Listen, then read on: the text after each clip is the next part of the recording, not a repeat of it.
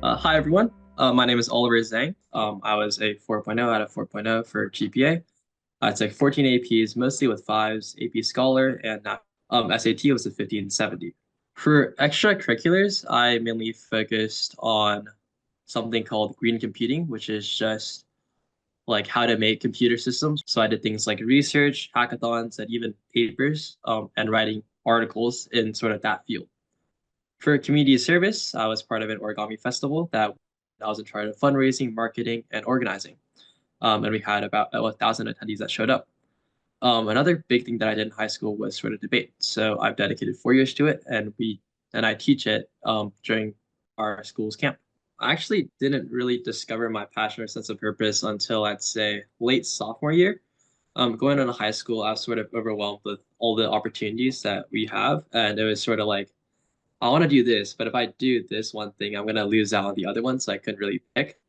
Ultimately, so freshman year, I just sort of dived into a bunch of random activities, debate being one of them, and just sort of went from there. I feel like the best advice I can give for students is sort of just that to just dive into some things. Like it's freshman year, it's sophomore year. Even if it's sophomore year, it's not too late to find your passion. Even if it's junior year, you can still get a lot of things done once you do find it. But definitely don't waste your first couple of years like stuck in one thing. But try to do as much as you can or explore as much as you can to find that passion. Because once you find that passion, it gets a lot easier to be good at that one thing.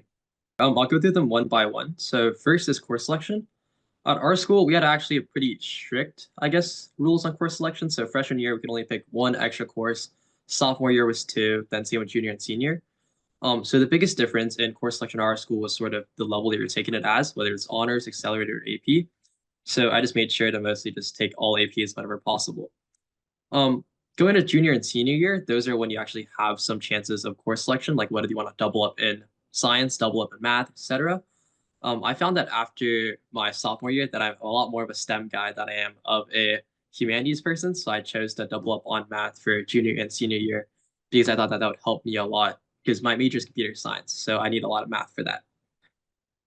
For extracurricular activities, I feel like there wasn't really too much planning done in this. It was mostly just diving into a lot of things freshman year, and from freshman year finding out what's like the general direction that I want to go into, and then sophomore year sort of diving more and more into these things.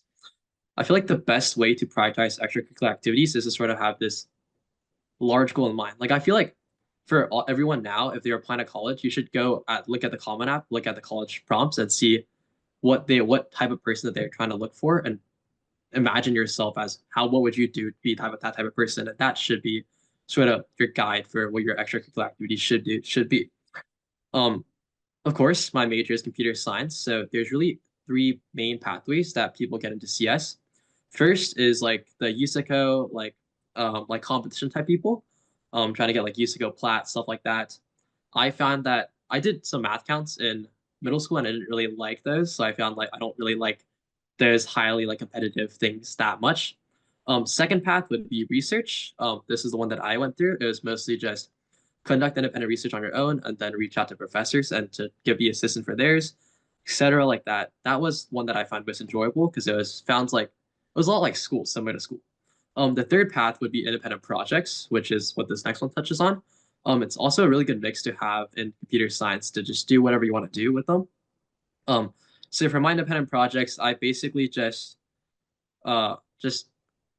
did whatever came to my mind. There wasn't really much planning independent projects because I feel like the most important thing about independent projects is that it's about you and it's about what you want to do. So any like little thing that you feel like you want to do, you should just do it. And then like you can do the next one later. Like you should just pick one and go with it, which is sort of the same advice I gave in question one, is that there's too many options. So just like pick one and dive into it and see if you like it. If not, there's always time to switch. Um, for internships, it was just with the research. So I guess same answer as extracurricular activities. I have a couple memorable stories. First is course selection. So I guess the main idea here is that it's never too late to change anything. So in my sophomore year, it was like I changed my courses, I'm pretty sure like 5 times in the span of 2 weeks. So my counselor got pretty mad at me. But like whenever you have something that you really want to do, definitely go for it and pursue it. Like the school has rules on what class you cannot take, but those rules are not like strict rules. If you like advocate for yourself enough, if you go up to like your school counselor, if the school counselor says no, you go up one higher, stuff like that. You can get class that you want, even if they're not offered at the school, even if like the school has requirements. Like, say for example, right? Like, I'm taking multivariable and linear algebra this year when it should be like multi supposed to be something you take 1 year, and then linear is the one you take afterwards. If you advocate, you can get both. A lot of classes are like that. So just make sure that even if they say you can't do it, like you probably can, and you should at least try at the best. Because worst case that they just say no. So I started looking at the prompts in the summer, but I began writing drafts in the summer, but they really became like actually finalized by the time I went to August, September time. And then I did a lot more supplementals come RD time. It was a lot harder than expected because the thing about college essays is that even if you're a great writer, you still need a good story to tell for that to have any impact. Which is why the advice I gave earlier was that if you're trying to apply for college, no matter what, you should look at the prompts that the schools are going for and look at what type of person that they're asking you to be, or like they're really good reflection prompts. Like they're reflecting on like what's your biggest challenge, what's your biggest obstacle. A lot of prompts like that make you think a lot and make you think about who you are as a person. And it's better to start that process earlier than it is later. Frankly, it's better to start that like sophomore year, just have in the back of your mind, what's the big picture here? What am I trying to be? And that would make it a lot easier to write essays. For my Common App prompts and my topics, I chose the ones that I had the best sort of side, like where I could tell the best picture of me possible. So like I didn't really have a very special, unique identity that was like core to myself. So I got rid of that prompt.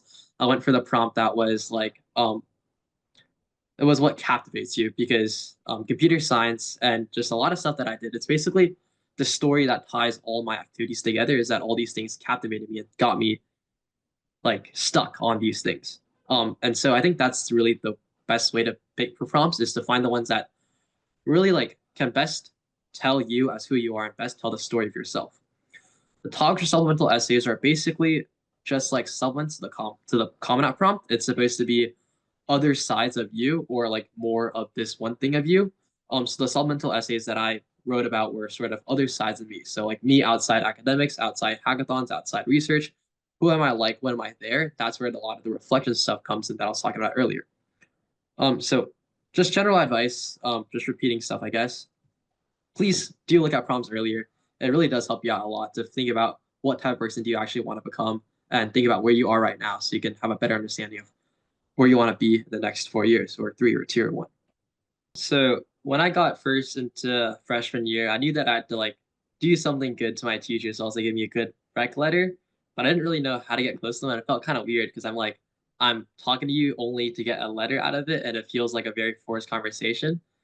So definitely don't think about it that way. The best way is to just basically, I feel like the best way to get close with your teachers is just be there often.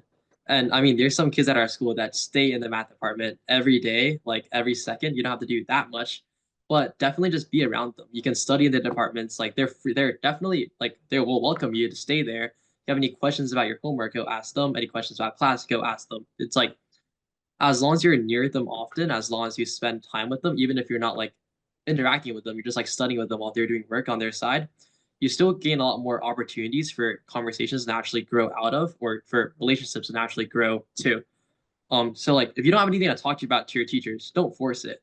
But like just be open to the chance of things happening. So just stay close to them and spend time with them, even if there's like nothing really to say.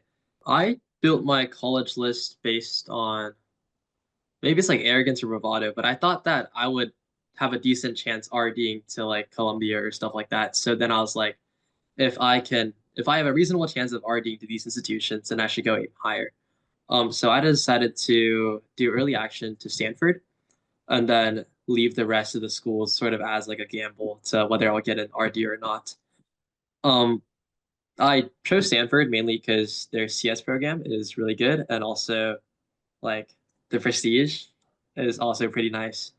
Um, but the college list that I made for RD cycle was essentially just based on what colleges would I actually am I interested in. Um, I didn't really one of the things that I did bad on for the college app process was that I didn't really fully research every single school and have a great under and I would not like I applied to some schools that I did not think that I would go into because I did not research about these schools enough. And I think one thing that you should do to build your college list is to apply to schools that you actually want to go to, or else it's a wasted application. But like if you're undecided about a school, definitely do still apply though, because it's better to have an option than not having an option.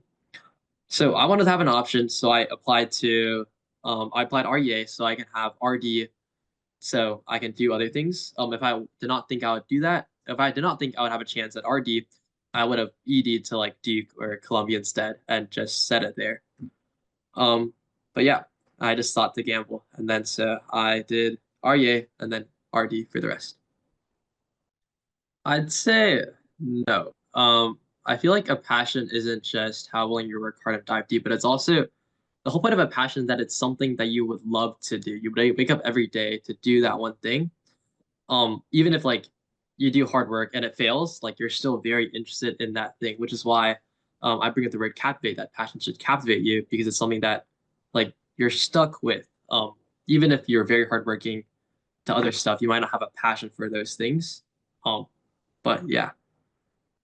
I'd say no, but you also shouldn't be like a full C student. A couple of B's is fine. It's not gonna be a make or break, but generally try to have mostly A's because the people that get into these top leagues with only B's and C's are probably just the recruited athletes or like the super geniuses. And if you don't have that big of a spike, grades are the benchmark.